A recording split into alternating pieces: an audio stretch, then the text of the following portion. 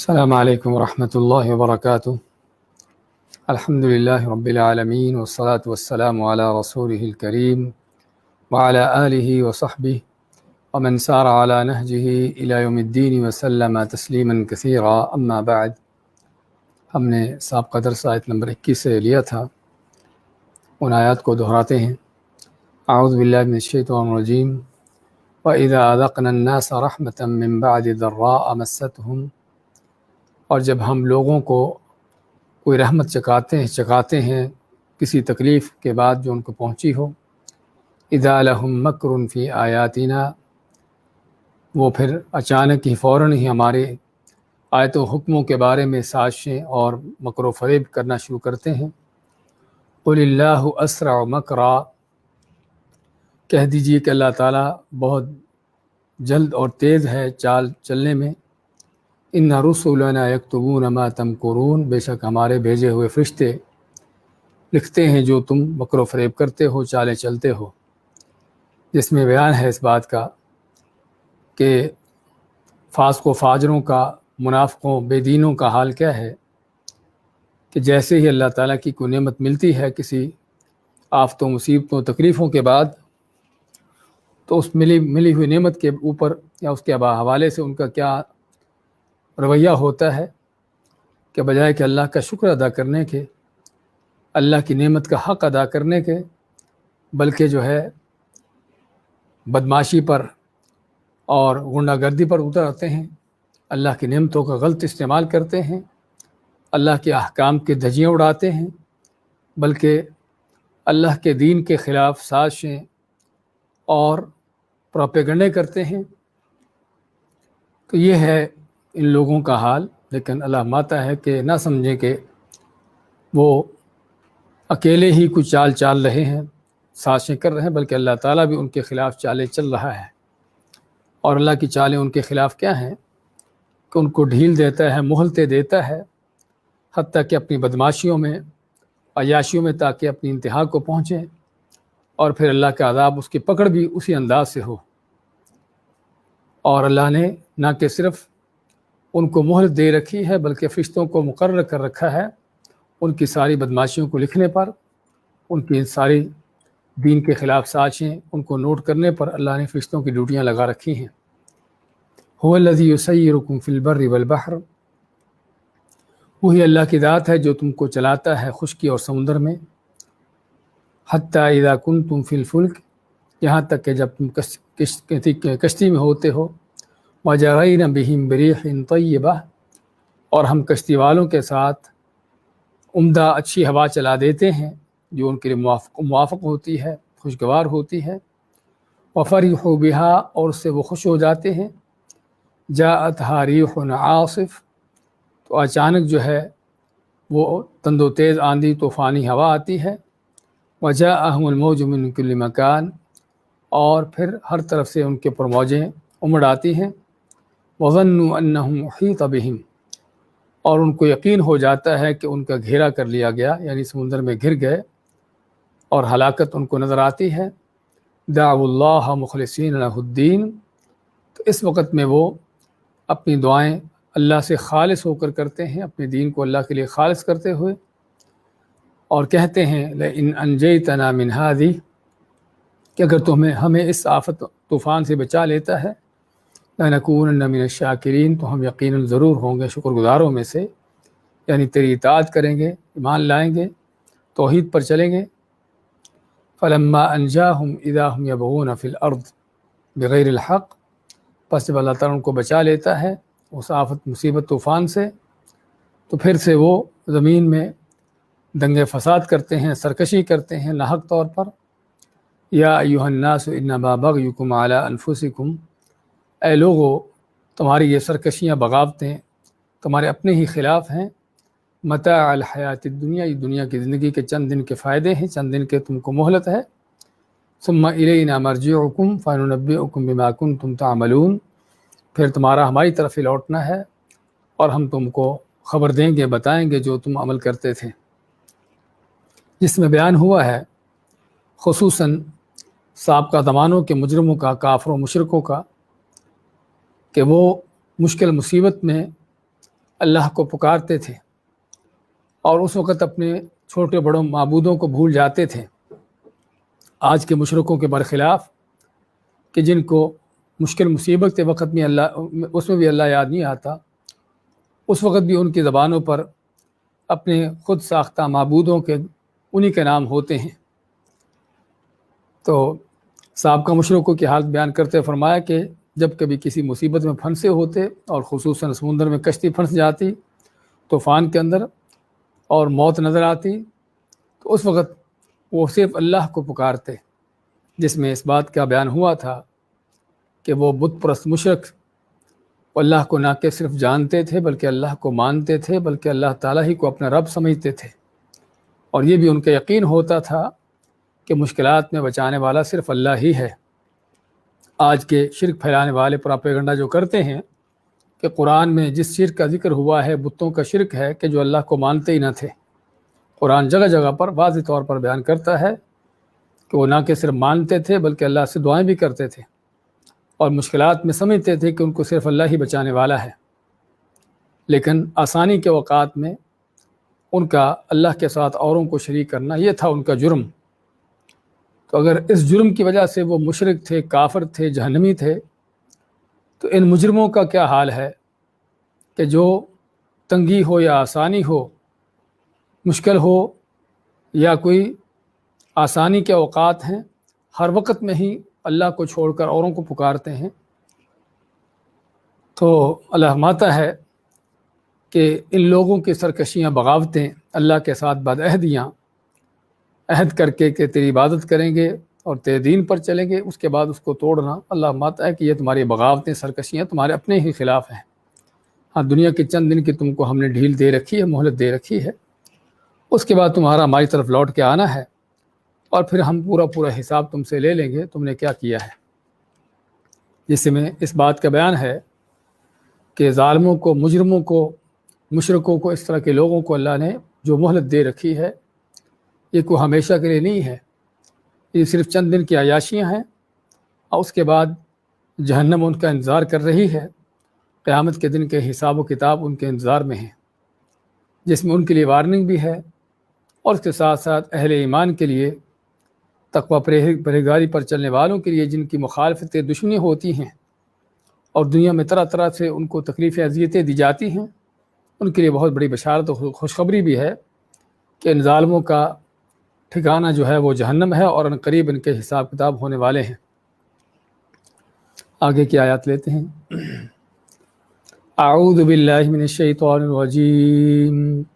انما مثل الحیاة الدنیا كماء أنزلناه من السماء فاختلط به نبات الأرض مما يأكل الناس والأنعام حتى إذا أخذت الأرض زخرفها وزينت وظن أهلها أنهم قادرون عليها أتاها أمرنا ليلا أو نهارا فجعلناها حصيدا كأن لم تغن بالأمس كذلك نفصل الآيات لقوم يتفكرون والله يدعو إلى دار السلام ويهدي من يشاء إلى صراط مستقيم للذين أحسنوا الحسنى وزيادة ولا يرهق وجوههم قتر ولا ذلة أولئك أصحاب الجنة هم فيها خالدون. انما مثل الحیات الدنیا، یہ تو صرف دنیا کی زندگی کی مثال ایسے ہے، کما ان جیسے پانی ہو، انزلناہ من السماء کہ جسے ہم آسمان سے نازل کرتے ہیں یعنی بارش ہو، فاختلط به نبات الارض، فاختلط به پس اس پانی کے اترنے سے، بارش ہونے سے، اختلط گل مل گئے یعنی گھنے اگے، نبات الارض زمین کی کھیتیاں، زمین کی نباتات، مما اس میں سے یأکل الناس جو کھاتے ہیں لوگ، والانعام اور چوپائے جانور، حتیٰ یہاں تک کہ اذا اخذت الارض زخرفها، اذا اخذت یہاں تک کہ جب پکڑ لیا زمین نے،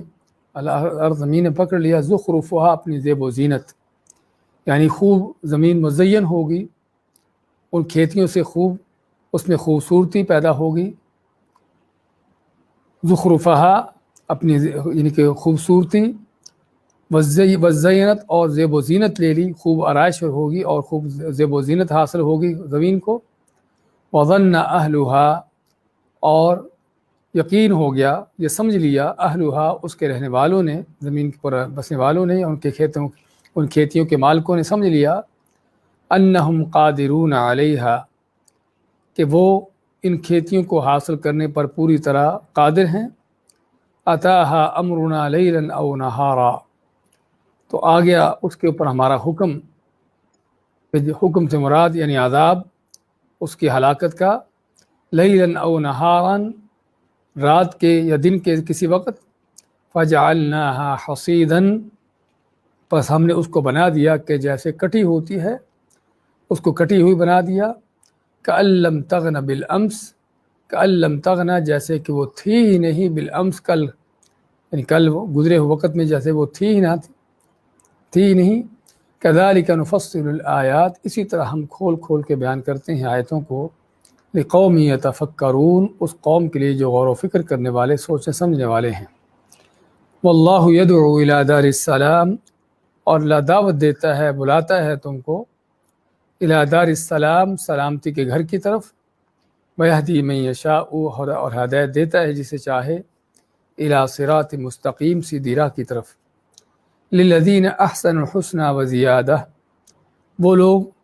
جنہوں نے نیکی کی ان کے لیے نیکی کا انجام اچھا ہے، بدلہ اچھا ہے، وزیادہ اور اس سے زیادہ بھی ہے، ولا يرهق وجوہہم قتر ولا ذلہ اور نہیں ڈھانپے گی ان کے چہروں پر قطر کو سیاہی، ولا ذلت اور نہ ہی کوئی ذلت، اولئک اصحاب الجنہ یہ ہیں جو جنت والے ہیں، ہم فیہا خالدون جس میں ہمیشہ رہیں گے۔ آیت نمبر 24 سے 26 تک کی تلاوت اور ترجمہ پیش کیا گیا ہے۔ فرماتا اللہ تعالیٰ انما مثل الحیات الدنیا کماء انزلناہ من السماء کہ یہ دنیا کی زندگی کی مثال تو ایسے ہے جیسے اس پانی کی جو بارش کا پانی آسمان سے نازل ہوتا ہو، اور اس بارش ہونے سے جو ہے زمین کی نباتات اگتی ہوں، اور اس قدر کثرت سے اور زیادہ اگتی ہوں کہ ایک دوسرے کے اندر گھل مل جائیں، یعنی بہت زیادہ اگ جائیں، اور یہاں تک کہ یعنی اس میں سے جو لوگ کھاتے اور چوپائے کھاتے ہیں، حتیٰ کہ جب زمین اچھی طرح مزین ہو جاتی ہے ان کھیتیوں سے، کھیتیاں ہیں، پھل ہیں، پھول ہیں، اور اس کی جو ہے خوبصورتی، ان کھیتیوں کی نباتات کی خوبصورتیوں سے زمین مزین ہو جاتی ہے، اور ان کھیتیوں کے مالک بھی سمجھ لیتے ہیں کہ اب وہ ان کھیتیوں کا فائدہ ان کو مل چکا، حاصل کر چکے، اس وقت اللہ تعالیٰ اپنا کوئی حکم بھیجتا ہے کھیتی کی تباہی کا، بربادی کا، اور اس انداز سے اس کو ملیامڈ کر دیتا ہے کہ جیسے وہ وہاں پر تھی ہی نہیں۔ تو یہ ہے اللہ تعالیٰ فرماتا ہے کہ دنیا کی یہ مثال، سابقہ آیت میں اللہ نے جب فرمایا نا کہ یا ایھا الناس انما بغیکم علی انفسکم، کیا لوگوں یہ تمہاری بغاوتیں، دنیا کی زندگی میں جو تم کو نعمتیں ملتی ہیں اس پر تمہارا اترانا، بدماشی کرنا، عیاشی کرنا، یہ تمہارے اپنے، اس کا وبال تمہارے اپنے اوپر ہی ہے۔ اب اس کے بعد اللہ تعالیٰ اس کی باقاعدہ مثال دے کے پیش کرتا ہے کہ دنیا جو اس کی نعمتیں کس قدر بے ثبات ہیں، کس قدر عارضی ہیں، اور جس طرح دنیا کی نعمتیں بے ثبات اور عارضی ہیں، ایسے ہی تم بھی اور تمہاری زندگی بھی دنیا کی اسی طرح بے ثبات اور عارضی ہے۔ تو اللہ تعالیٰ نے انسان کی زندگی کی مثال دی کس کے ساتھ؟ انما مثل الحیات الدنیا، بے شک زندگی کی مثال، دنیا کی زندگی کی مثال اس طرح سے ہے، کما ان انزلناہ من السماء کہ جس طرح بارش سے کھیتیاں اگتی ہیں۔ تو بارش سے کھیتیاں جب اگتی ہیں یعنی کہ بارش نازل ہونے سے پہلے زمین چٹیل ہوتی ہے، بنجر ہوتی ہے، لیکن بارش ہوتی ہے تو زمین کی کھیتیاں اگتی ہیں، पौधे बढ़ते हैं, उनको फल लगते हैं, फूल लगते हैं, फल लगते हैं, और खेतियाँ पकती हैं, और ज़मीन जो है खूब उन खेतियों की वजह से उसके ऊपर जो है आराइश और ज़ेब व ज़ीनत और जो है रौनक नज़र आती है। और खेतियों के मालिक, बागात के मालिक भी समझ लेते हैं कि हमें अब खेती हासिल हो गई, अब इसका फ़ायदा मिल गया। यानी बिल्कुल जब पक चुकी होती है, पकने के करीब होती है, फल जो है बिल्कुल उतरने के करीब होते हैं, तो अल्लाह मानता है कि हम उस वक़्त कोई ना कोई ऐसी तूफ़ान आंधी भेजते हैं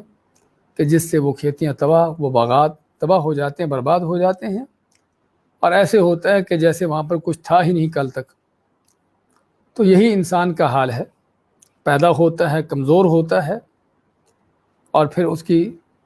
परवरिश के साथ साथ, उम्र के साथ साथ ताकतें, क़ुव्वतें बढ़ती चली जाती हैं, हत्ता कि जवानी का वक़्त आता है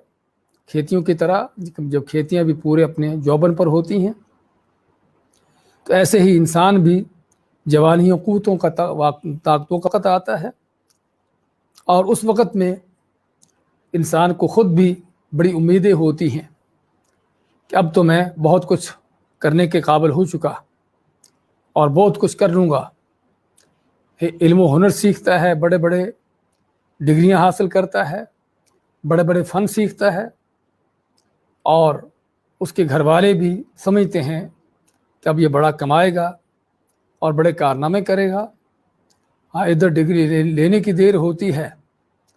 और जॉब को मिलने की उम्मीदें होती हैं, उधर से मौत जो है उसको आ दबोचती है, और डिग्रियां उसकी धरी की धरी रह जाती हैं। उसके हासिल किए हुए हुनर और फ़न जो है वो सारे के सारे वहीं धरे रह जाते हैं, और ताकतें, क़ुव्वतें हासिल करके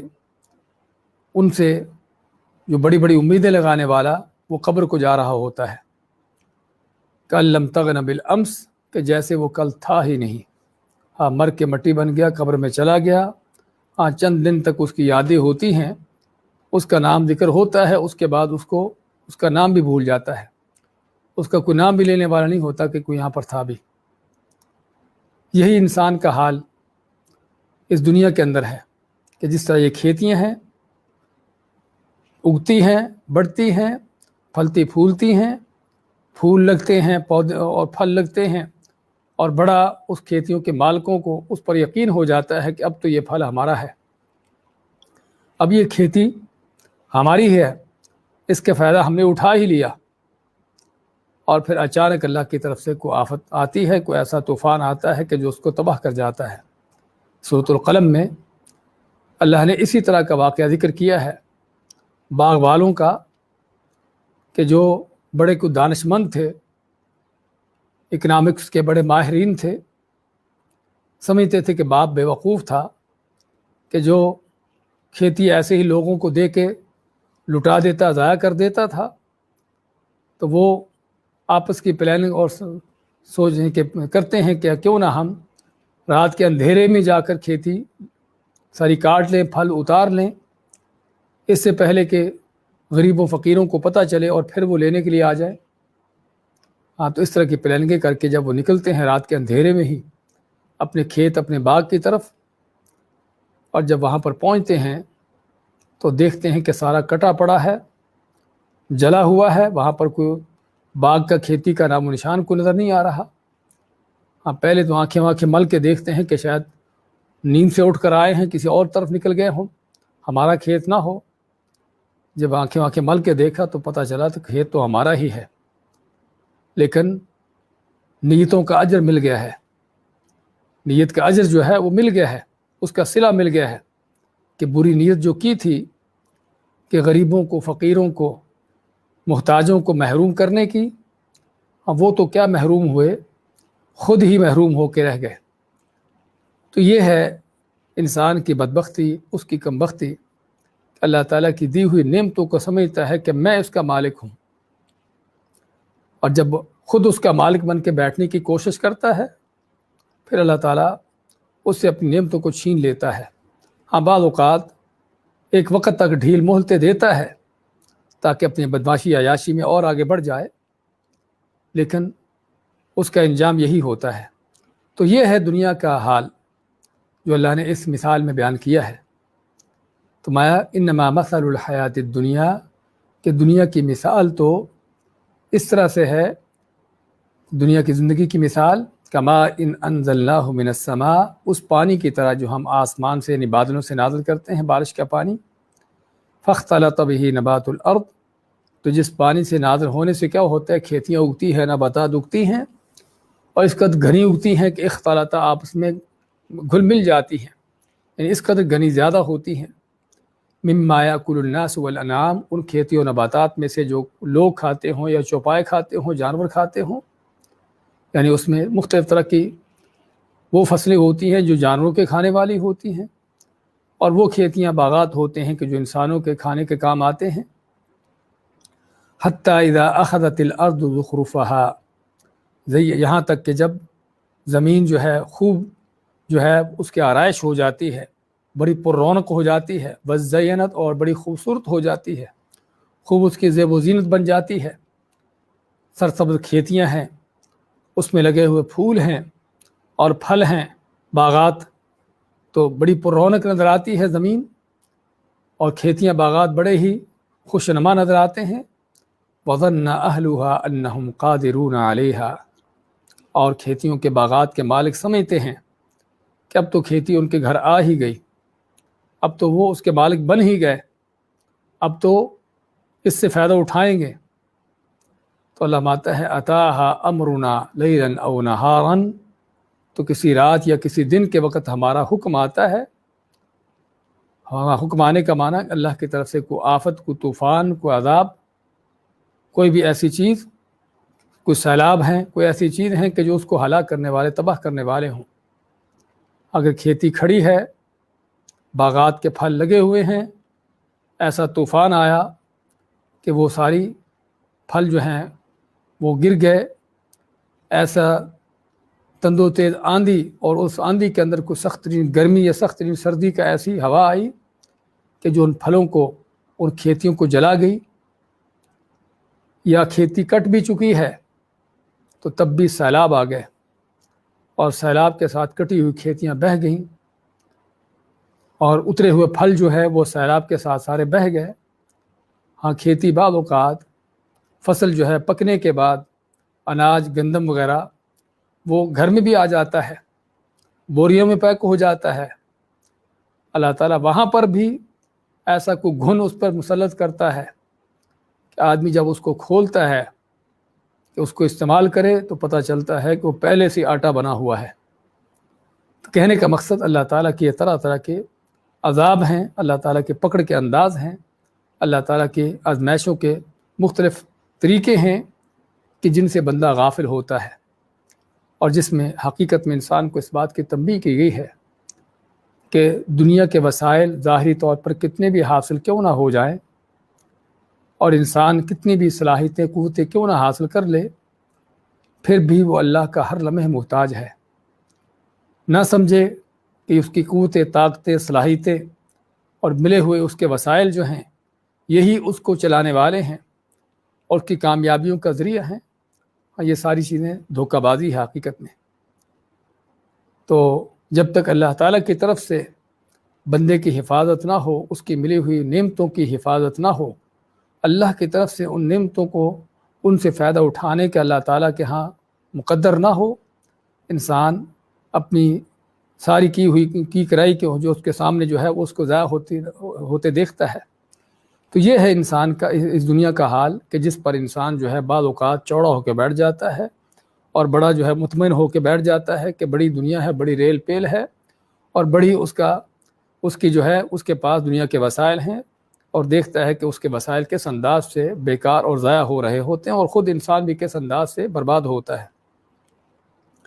تو یہ دنیا کا حال کہ آدمی جتنا بھی اس میں کیوں نہ کتنا زیادہ حاصل کر لے، آخر اس کا انجام جو ہے وہ یہی ہے کہ جو یہاں پر بیان ہوا ہے کہ دنیا بھی ختم ہونے والی، اس کی نعمتیں بھی ختم ہونے والی،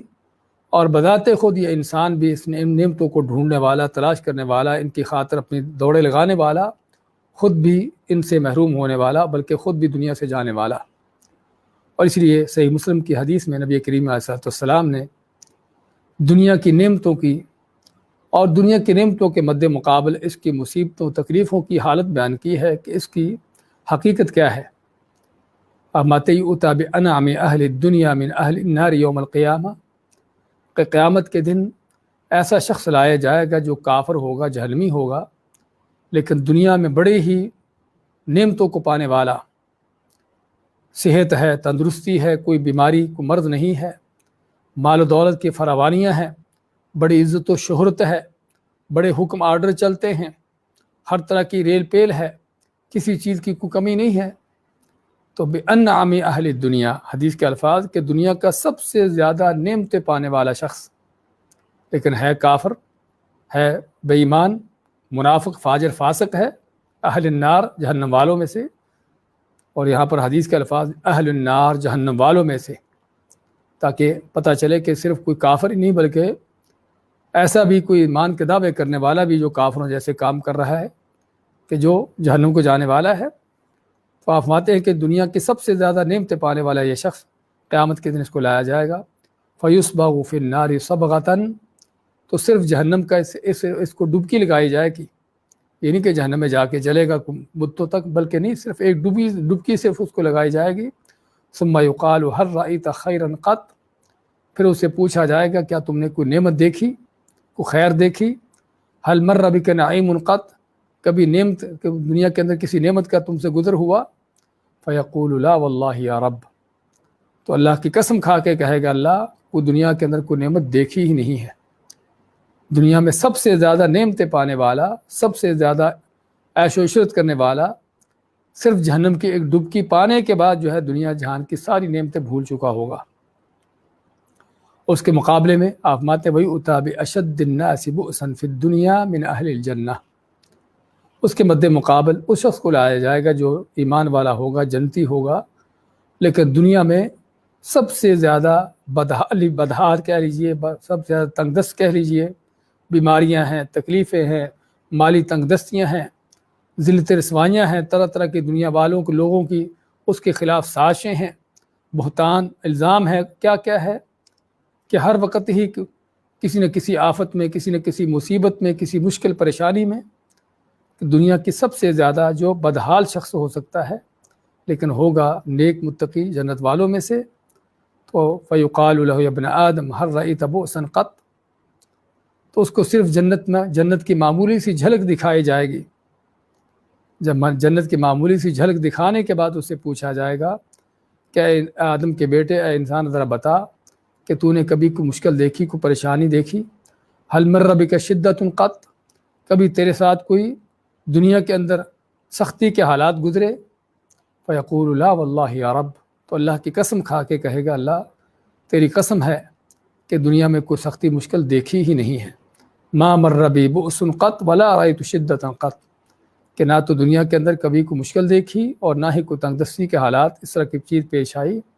حالانکہ دنیا کا سب سے زیادہ تنگ دست آدمی، سب سے بدحال آدمی، لیکن صرف جنت کی ایک جھلک کے بعد جو ہے وہ دنیا کی ہر طرح کی مشکلات کو، مصیبتوں کو بھول چکا ہوگا۔ تو یہ ہے اس دنیا کا حال کہ کتنی بھی نعمتیں پالے، کتنے بھی دنیا کے وسائل مل جائیں اور کتنی بھی عیاشی بدماشی کیوں نہ انسان دنیا میں کر لے، صرف جہنم کی ایک ڈبکی کے بعد ہر چیز بھول چکی ہوگی، اور کتنی بھی مشکلات، مصیبتیں، تکلیفیں، پریشانیاں کیوں نہ دنیا کے اندر آدمی ان کا سامنا کر لے، جنت کی صرف ایک جھلک کے بعد جو ہے وہ ساری دنیا کی یہ پریشانیاں، مصیبتیں بھول چکا ہوگا۔ امام احمد بن حنبل رحمۃ اللہ علیہ سے ان کا بیٹا پوچھتا ہے کہ ابا جان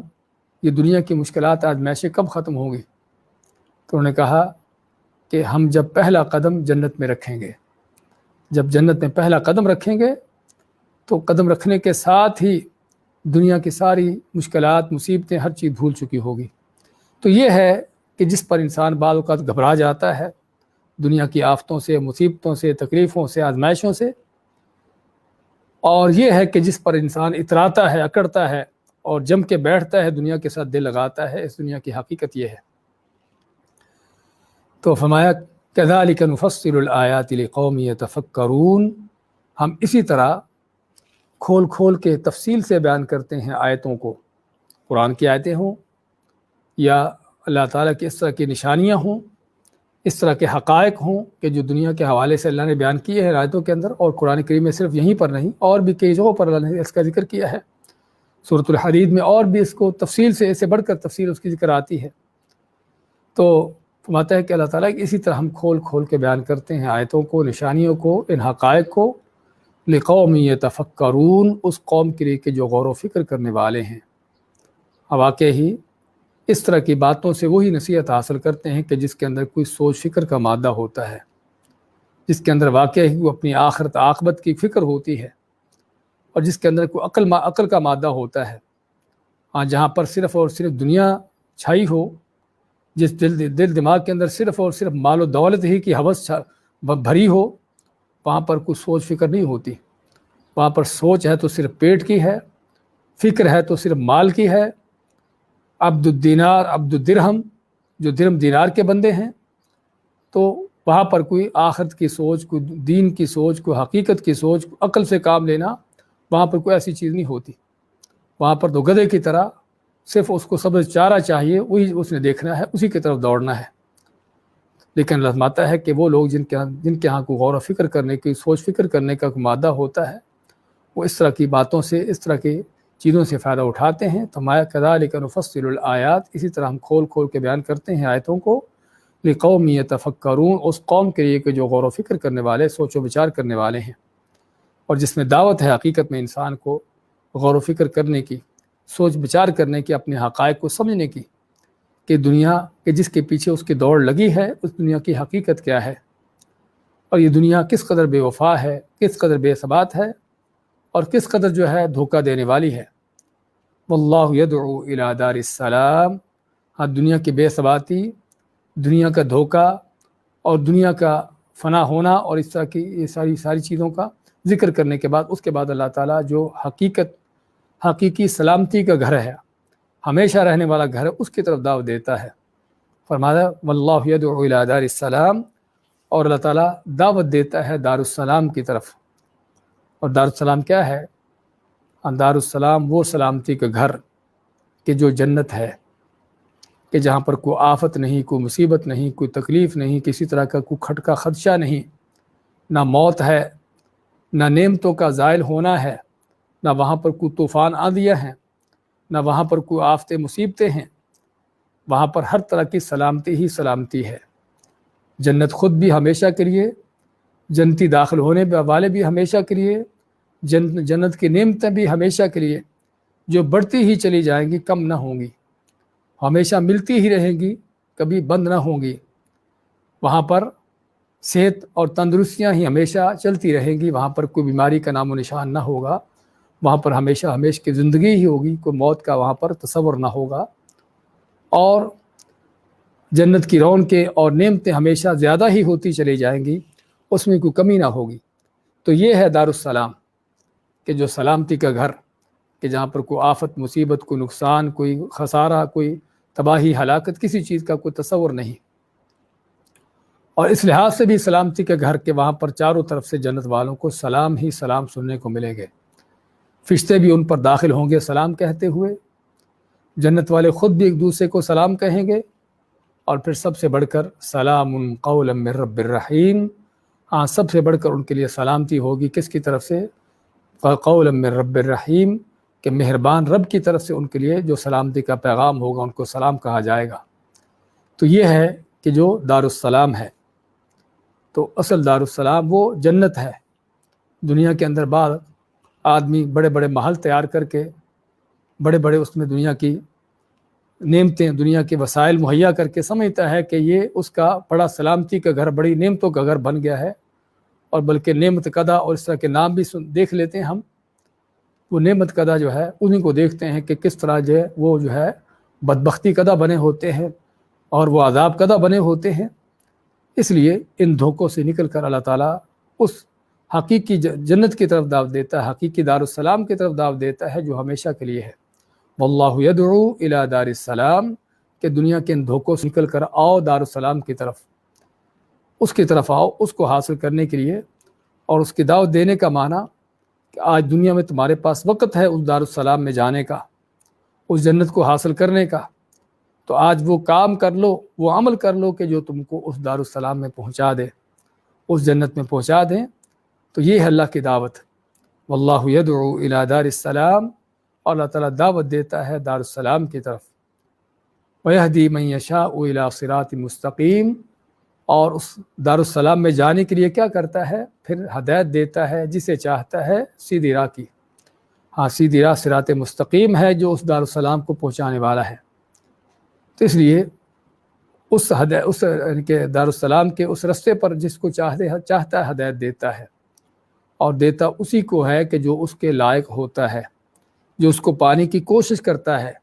جس کا دل جو ہے وہ ٹیڑھ پن سے، غلاظتوں سے، شرک کے تعصب سے، اس طرح کی غلاظتوں سے پاک ہوتا ہے، تو اللہ تعالیٰ پھر ایسے ہی دلوں کو جو ہے ان کو دارالسلام کے رستے پر چلا دیتا ہے، صراط مستقیم کے پر چلا کر ان کو اس جنت تک پہنچا دیتا ہے۔ اس کی مثال بھی رسول کریم صلی اللہ علیہ وسلم نے پیش کی ہے کہ اللہ تعالیٰ جو ہے یعنی کہ کس طرح سے، یعنی کہ آپ فرماتے ہیں اس کی مثال پیش کرتے ہوئے کہ اللہ تعالیٰ کس طرح اپنے بندوں کو دعوت دیتا ہے، اپنے بندوں کے لیے اللہ نے جو تیار کر رکھا ہے وہ کس طرح سے ہے۔ تو چنانچہ صحیح بخاری میں حضرت جابر رضی اللہ تعالیٰ عنہ کی حدیث ہے کہ نبی کریم صلی اللہ علیہ وسلم فرماتے ہیں کہ جبرائیل اور میکائیل آپس میں میرے لیے ایک مثال بیان کرنے کے لیے آئے۔ تو مثال کیا بیان کرتے ہیں ایک دوسرے کو کہ ایک بادشاہ نے ایک محل بنایا اور پھر اس میں ایک شاندار دعوت کا اہتمام کیا۔ محل بنانے کے بعد بادشاہ نے بہت شاندار دعوت کا اہتمام کیا اور لوگوں کو بلانے کے لیے آدمی بھیجا کہ جاؤ لوگوں کو بلاؤ، اس محل میں آئیں اور اس دعوت میں شریک ہوں۔ تو آپ فرمائے کہ جس نے اس بلانے والے کی بات قبول کر لی، اس کا کہنا قبول کر لیا اور محل میں آ گیا، تو محل میں داخل بھی ہو گیا اور کھانا بھی کھا لیا۔ اور جس نے بلانے والے کو اس کی بات پر کوئی توجہ نہ دی، پتہ نہیں کیسی باتیں کر رہا ہے، کون ہے، تو نہ تو محل میں داخل ہوگا اور نہ ہی کھانا کھائے گا۔ اور پھر فرماتے ہیں کہ جبرائیل اور میکائیل دونوں واضح کرتے ہیں کہ وہ محل کیا ہے اور وہ کھانا کیا ہے۔ فرماتے ہیں کہ وہ محل جو ہے وہ جنت ہے، اللہ نے جو محل تیار کیا ہے اپنے بندوں کے لیے وہ جنت ہے، اور اس میں بلانے والے کون ہیں؟ وہ محمد صلی اللہ علیہ وسلم ہیں کہ جو اس کی طرف بلا رہے ہیں۔ تو جس نے محمد صلی اللہ علیہ وسلم کی اطاعت کر لی اس نے اللہ کی اطاعت کر لی، اور جس نے محمد صلی اللہ علیہ وسلم کی نافرمانی کی اس نے اللہ کی نافرمانی کی۔ تو فرماتے ہیں جبرائیل علیہ السلام و میکائیل فرماتے ایک دوسرے کو کہ محمد فرق بین الناس، کہ محمد صلی اللہ علیہ وسلم جو ہیں لوگوں کے اچھے برے کے درمیان فرق کرنے والے ہیں، یعنی جس نے آپ کی دعوت قبول کر لی وہ جنت میں، اور جس نے قبول نہ کی وہ اس سے محروم ہو گیا۔ اور اسی چیز کو اللہ کے نبی صلی اللہ علیہ وسلم دوسری حدیث میں فرماتے ہیں کہ کل امتی یدخلون الجنت الا من ابا، کہ میری امت کے سارے لوگ جنت میں جائیں گے سوائے کہ جو جنت میں جانے سے انکار کرے گا۔ تو صحابہ فرماتے ہیں کہ جنت میں جانے سے انکار کون کرے گا؟ آپ فرماتے ہیں، آپ فرمایا کہ من اطاعنی فقد دخل الجنہ، کہ جس نے میری اطاعت کر لی ہاں وہ ہے جو جنت میں داخل ہو گیا، ومن عصانی فقد ابا، اور جس نے میری نافرمانی کی ہاں یہ ہے جو جنت میں جانے سے انکار کر رہا ہے۔ تو اس حدیث کے اندر بھی جو حدیث ہم نے پڑھی ابھی، اس میں بھی آپ مانتے ہیں کہ اللہ تعالیٰ نے وہ محل بنایا اور محل میں دعوت کا انتظام کیا، وہ جنت بنائی اور جنت کی طرف بلانے کے لیے آپ صلی اللہ علیہ وسلم کو بھیجا۔ تو جس نے آپ صلی اللہ علیہ وسلم کی دعوت قبول کر لی، آپ کی سنت پر چلا، آپ کی لائی ہوئی توحید کو اپنایا، ہاں وہ ہے کہ جو اس جنت میں داخل ہو جائے گا، اور داخل ہونے کے بعد جنت کی نعمتیں بھی پالے گا۔ اور جس نے جو ہے آپ صلی اللہ علیہ وسلم کی دعوت کو نہ دیکھا نہ سنا، اس کے پاس فرصت ہی نہیں ہے دنیا کے کاموں سے، آپ کا دین سننے کی، آپ کی حدیثیں سننے کی، آپ کے لائی ہوئی وحی کا سننے سمجھنے کی، اس کے پاس کوئی ٹائم فرصت ہی نہیں ہے، اور نہ ہی توجہ دی، اپنی دنیا کی بدماشیوں میں پڑا رہا، ہاں تو نہ آپ کی دعوت کو قبول کیا اور نہ ہی اس محل میں داخل ہو پایا۔ اور وہ اگر اس محل میں داخل نہ ہو سکا، جنت میں داخل نہ ہو سکا، تو پھر یہ نہیں کہ کہیں اور بھی نہیں، بلکہ پھر اس کا ٹھکانہ جہنم ہے۔ تو بات کر رہے ہیں کہ یہ ہے وہ حقیقت کہ جو رسول اکرم صلی اللہ علیہ وسلم کی ہے، اور آپ کی لائی ہوئی دین کی ہے، اور آپ کی لائی ہوئی سنت کی ہے، کہ کس انداز سے اس کو اپنانا، کس طریقے سے اس کو اپنانے کی ضرورت ہے، اس کو سمجھنے کی ضرورت ہے، اور اس سے روگردانی، اس سے منہ پھیرنے کا انجام کیا ہے۔ فرمایا واللہ یدعو الی دار السلام، تو اللہ تعالیٰ کی یہ دعوت ہے دار السلام کی، اس عظیم الشان جنت کی، ویہدی من یشاء الی صراط مستقیم، اور ہدایت دیتا ہے جس کو چاہتا ہے صراط مستقیم کی، للذین احسنوا الحسنى وزیادہ، ہاں وہ لوگ جو نیکی کرنے والے ہیں، للذین، ان لوگوں کے لیے، احسنوا، احسن کا لفظ کس سے ہے؟ حسن سے، کسی چیز کا اچھا طریقے سے کرنا، اور احسن سے مراد یعنی یہاں پر کہ وہ احسان کہ جس کا اللہ کے نبی صلی اللہ علیہ وسلم کہ ان تعبد اللہ کأنک تراہ فإن لم تکن تراہ فإنہ یراک، کہ اللہ تعالیٰ کی ایسے عبادت کرو کہ جیسے تم خود اللہ کو دیکھ رہے ہو، اور خود اللہ کو دیکھنے کا تصور نہیں پیدا ہوتا تو کم از کم یہ ضرور ہو کہ اللہ مجھے دیکھ رہا ہے۔ تو اللہ کی عبادت جس نے اس احسان کے ساتھ کی، اللہ کے لیے مخلص ہو کر کی، اللہ کو سامنے دیکھتے ہوئے، یا اللہ تعالیٰ کو اس انداز سے کہ اللہ تعالیٰ مجھے دیکھ رہا ہے، اس انداز سے کی، تو ان کے لیے کیا ہے؟ للذین احسنوا الحسنى، کہ جو اس اخلاص اور اس بہتر انداز سے عبادت نیکی کرنے والے ہیں، ان کے لیے کیا ہے؟ ان کے لیے الحسنى ہے، ان کے لیے جنت ہے۔ حسنہ بھی حسن کی مؤنث ہے، جس کا معنی کہ بہت ہی اچھی چیز، بہت ہی عمدہ چیز، اور جنت سے بڑھ کر عمدہ چیز کیا ہوگی؟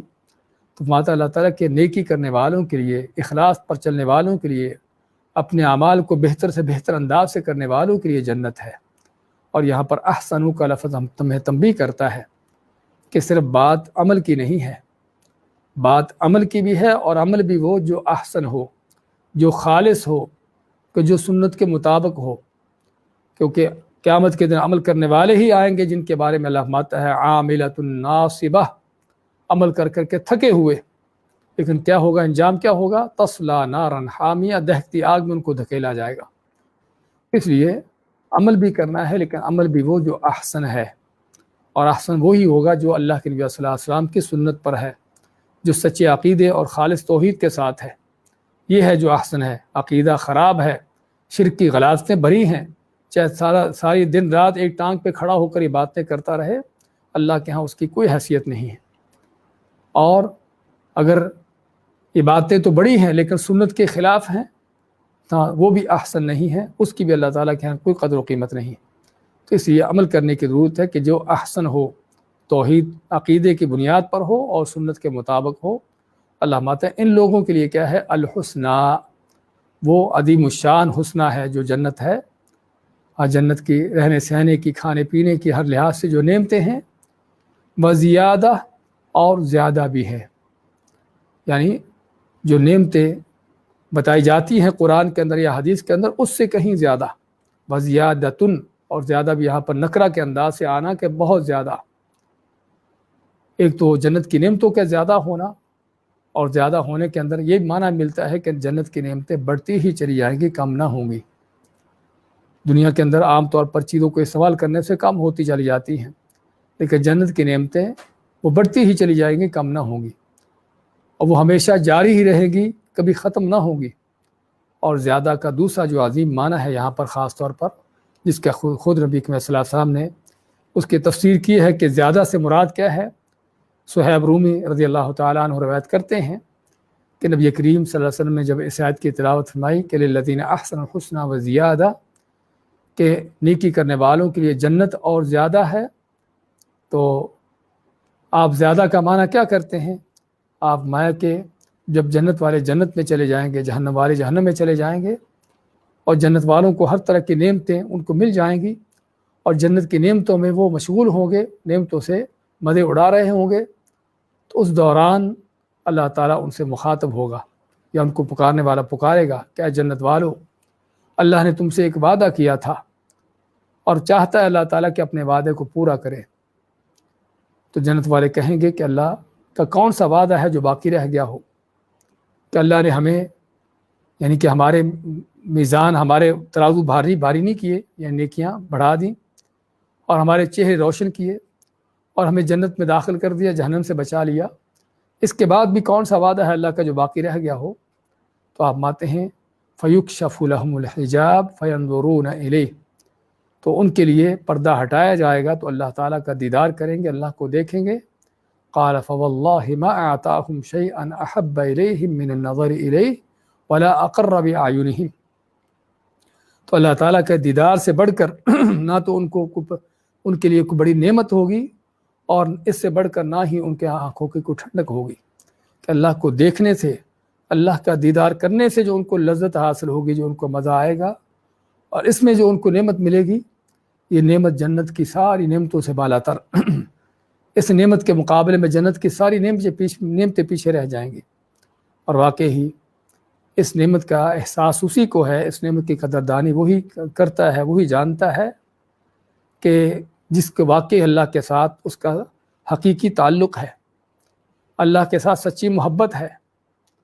کہ اس اللہ کو دیکھنے کی تمنا، اس کی تڑپ،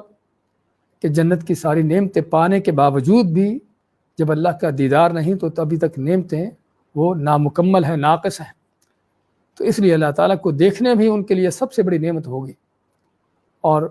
یہ اس حقیقت کو اگر تھوڑا قریب سے سمجھنے کی کوشش کی جائے تو ہم دیکھتے ہیں کہ بعض اوقات انسان دنیا میں کسی خوبصورت چیز کو دیکھ کر بڑا ہی لذت محسوس کرتا ہے، کوئی خوبصورت منظر ہو، کچھ بھی ہو، اس کو دیکھ کر بڑا لذت محسوس کرتا ہے، اور خصوصاً اگر لوگوں میں سے کوئی ایسا شخص ہو کہ جس کے ساتھ اس کی بڑی محبت ہو تو اس کو دیکھنے کی اس کی کس قدر تمنا ہوتی ہے۔ اور جب ملتا ہے آدمی ایسے شخص کو دیکھتا ہے کہ جس کو مدتوں سے اس کو دیکھنے کی تمنا تھی، تو اس کو جب دیکھتا ہے، جب ملتا ہے، تو اس کو حتیٰ کہ اپنا کھانا پینا بھی بھول جاتا ہے۔ تو اگر دنیا کی شکل و صورتوں کو، دنیا کے مناظر کو دیکھ کر آدمی بعض اوقات اس قدر اس میں مگن ہو جاتا ہے، اس قدر لذت محسوس کرتا ہے کہ حتیٰ کہ دوسری چیزوں کو بھول جاتا ہے، تو اس کائنات کا رب ان اللہ جمیل، جس کے بارے میں آپ فرماتے ہیں کہ اللہ تعالیٰ بڑا ہی جمیل ہے، تو اس اللہ کو دیکھنے میں جنت والوں کی کیا لذت ہوگی، کیا ان کی نعمت ہوگی۔ تو یہ ہے للذین احسنوا الحسنی وزیادہ، کہ جو نیکی کرنے والے ہیں ان کے لیے جنت ہے، اور زیادہ جنت کی نعمتیں بھی ہیں، اور اللہ کا دیدار بھی ہے۔ وَلَا يَرْحَقُ وُجُوهَهُمْ قَتَرٌ وَلَا ذِلَّةٌ، اور جنت میں جانے کے بعد، اس سے پہلے بھی، بلکہ جب سے فوت ہوں گے اس وقت سے لے کر ہی اللہ تعالیٰ کے وعدے کہ ان کے چہروں پر نہ چھائے گی، یرحقو نہ چھائے گی، وجوہہم ان کے چہروں پر قطر کے معنی سیاہی، ولا ذلت اور نہ ہی کوئی ذلت۔ چہرے پر ذلت اور سیاہی کب چھاتی ہے؟ کہ جب آدمی کسی مشکل میں پڑتا ہے، کسی جرم میں پکڑا جاتا ہے، کہ اس کو سزا سنائی جاتی ہے، کہ اس کے اوپر کوئی بڑی آفت مصیبت پڑتی ہے، تو پھر چہرہ بگڑتا ہے، حتیٰ کہ چہرہ سفید بھی ہو تب بھی سیاہ پڑ جاتا ہے، اور ذلت رسوائی اس پر چھا جاتی ہے۔ تو جنت والوں کو جب اللہ کی طرف سے انعام ہی انعام ملیں گے، عزت افزائی ہوگی ہر جگہ پر، عزت و اکرام ہی ہوں گے، تو پھر کیا ہوگا کہ ان کے چہروں پر کوئی سیاہی نہ چھائے گی، نہ ذلت چھائے گی۔ اولئک اصحاب الجنہ، یہ ہے جو جنت والے ہیں، ہم فیہا خالدون، کہ جس جنت میں وہ ہمیشہ رہیں گے۔ یہ ہے جو اصل اللہ کا انعام ہے، لیجزیہم احسن ما عملوا ویزیدہم من فضلہ، کہ تاکہ اللہ تعالیٰ ان کے کیے ہوئے اعمال کا سب سے بہتر جو اجر ہے ان کو دیتا رہے، دے ان کو، اور مزید ان کو دے۔ تو یہ وہ جنت کہ جس کا بیان ہوا ہے کہ اللہ تعالیٰ ان کو جنت دے گا اور زیادہ دے گا، اور ان کے چہروں پر کوئی نہ ذلت چھائے گی، نہ سیاہی چھائے گی، بلکہ چمکتے دمکتے چہرے ہوں گے۔ وجوہ یومئذ ناظرہ، اس دن چہرے تر و تازہ ہوں گے، الی ربہا ناظرہ، اپنے رب کو دیکھنے والے، تو ان کے چہروں پر نہ کوئی سیاہی اور نہ کوئی ذلت چھائے گی۔ اولئک اصحاب الجنہ، یہ ہے جو جنت والے، ہم فیہا خالدون، یہ جنت بھی، اس کی نعمتیں بھی، اور یہ ان کی تر و تازگیاں بھی ہمیشہ کے لیے ہوں گی، جس میں ہمیشہ رہیں گے۔